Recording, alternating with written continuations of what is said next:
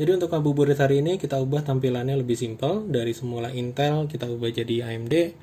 Dari semula ada VGA card sekarang integrated ya, karena dia pakai AMD Ryzen 3. Kemudian speknya sama, RAM-nya nggak ada perubahan, nggak ditambah, jadi cuma mindahin aja.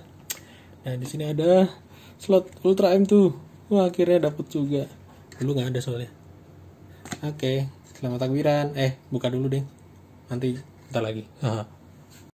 Halo teman-teman, balik lagi di lovemoto.com. Dan gimana kabar kalian hari ini? Semoga sehat selalu ya, dan lancar rezeki di masa COVID-19 yang semoga cepat kelar deh.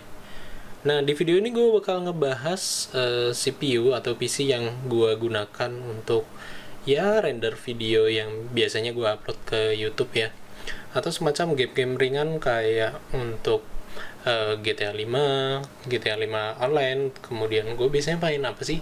PUBG Lite gitu ya.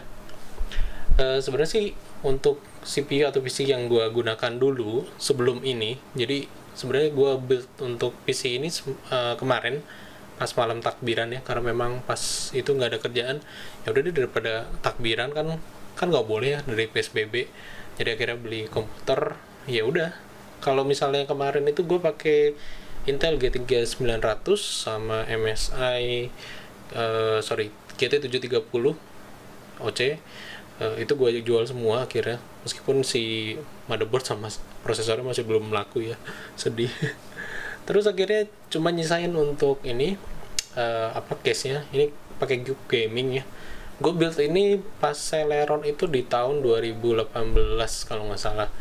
2 tahun itu udah kayaknya udah outdated banget, udah nggak well perform kalau misalnya dibandingin untuk si sistem dari Ryzen-nya ini. Nah, alasan gue beli untuk si Ryzen 3200K ini karena memang ya kebutuhan ya. Jadi gue pengen CPU atau PC yang lebih kencang daripada yang sebelumnya. Makanya gue jual semua untuk yang Celeron sama untuk yang MSI GT730-nya. Dan ya udah, akhirnya gini deh, iseng. Jadi gue pesan di toko ijo. Kebetulan sellernya di Surabaya juga, itu bagus banget, recommended seller. Gua beli jam 12 pakai GoSend, jam 1 udah nyampe. Dan akhirnya ya udah deh, itu buka puasa. Habis buka puasa baru deh gua build untuk kayak gini. Cepet kok, sebenarnya mau di videoin, cuma karena buru-buru pengen buat render akhirnya nggak sempet dibuat kayak gini.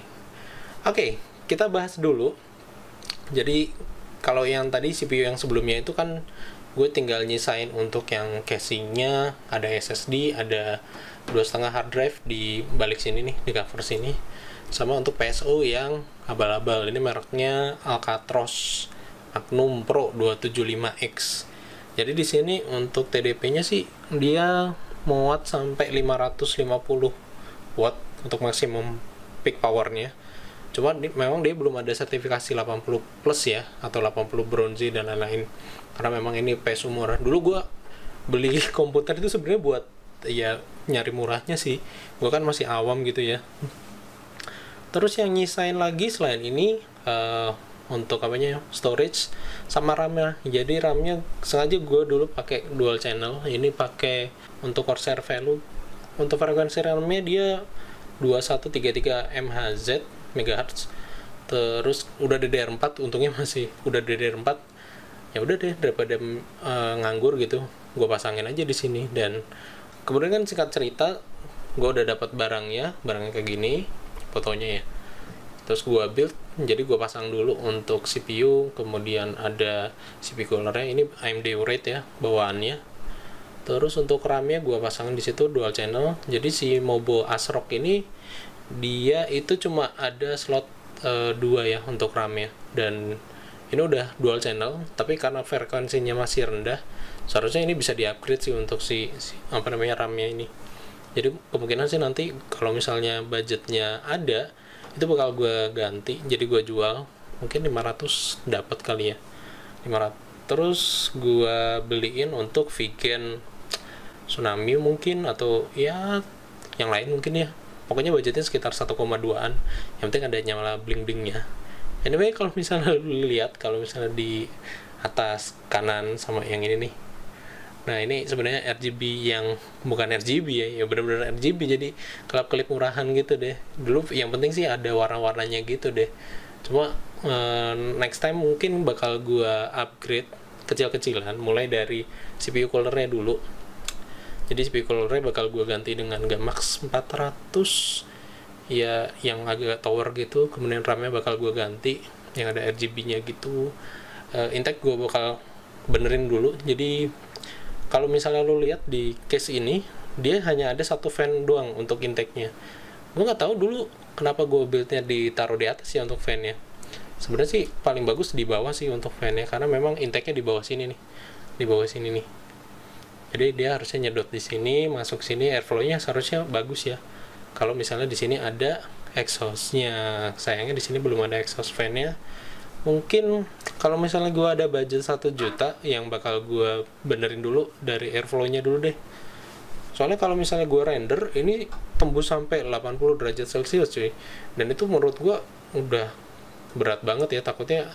Meskipun ini belum sampai blue screen sih, cuma kayaknya itu overheat banget ya. Kayaknya sih 80 derajat tuh panas cuy.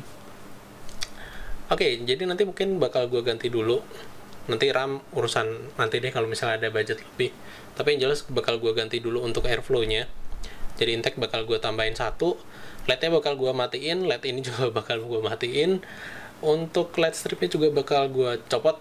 Jadi nanti beli fan 1 sama beli fan 3. Kalau nggak salah mereknya Deepcool RGB sekitar 250.000. Itu bisa pilih-pilih warna ya. Jadi controllable RGB gitu deh. Jadi ada semacam commander ya, LED commandernya gitu.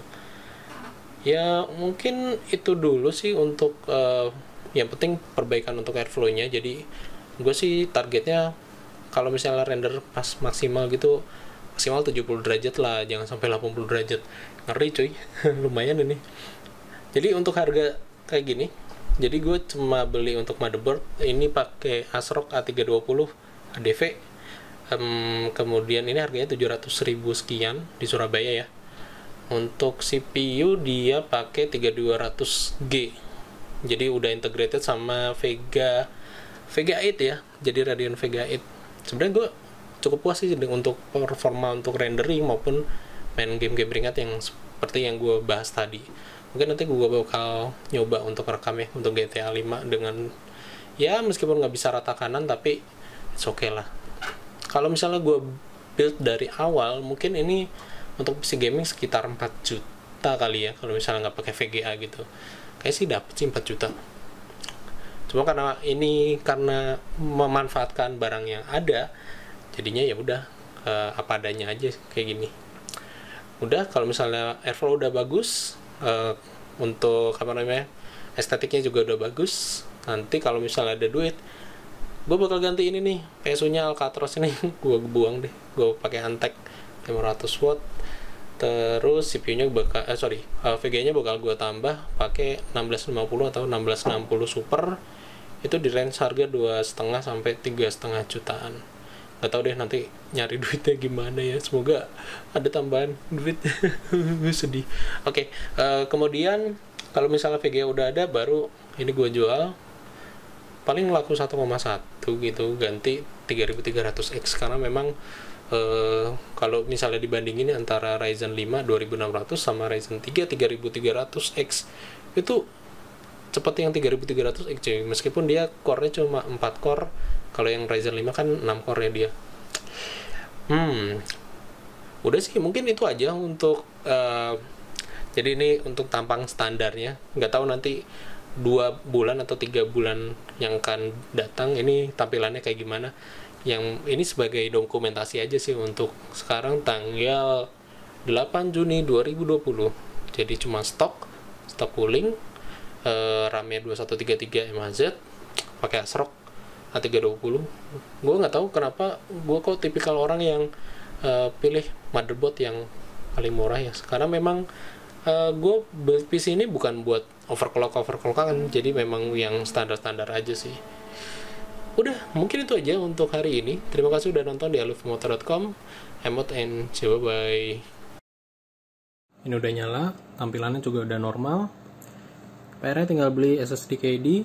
Untuk sementara SSD-nya gue tempelin pakai isolasi. Nanti SSD-nya tempel di situ, di baut.